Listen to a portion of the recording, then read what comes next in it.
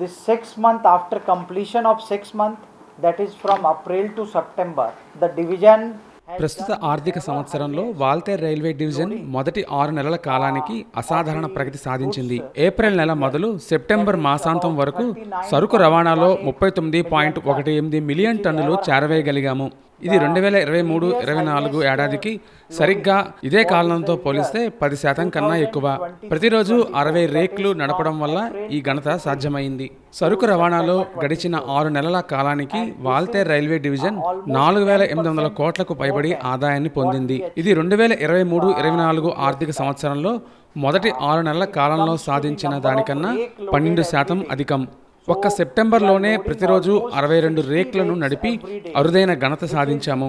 ఉక్కు ఉత్పత్తి కోసం ఉపయోగించే ముడి ఇనుము బచేలి కిరండోల్ ఏరియాలో 12.79 మిలియన్ టన్నులు రవాణా చేశాము.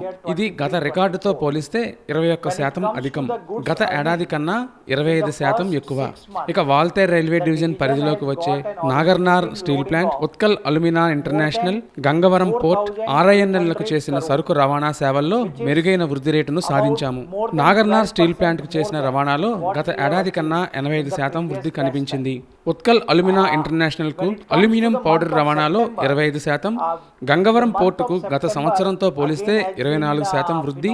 ఇక ప్రయాణికుల విషయానికి వస్తే ఏప్రిల్ 1 నుంచి సెప్టెంబర్ మాసాంతం వరకు విశాఖపట్నం రైల్వే స్టేషన్ నుంచి 1,64,00,000 మంది ప్రయాణాలు సాగించడం విశేషం.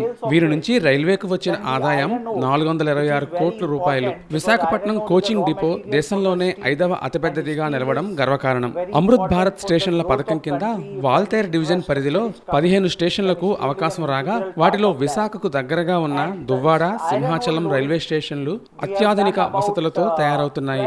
ప్రయాణికుల భద్రత మా ప్రథమ కర్తవ్యం.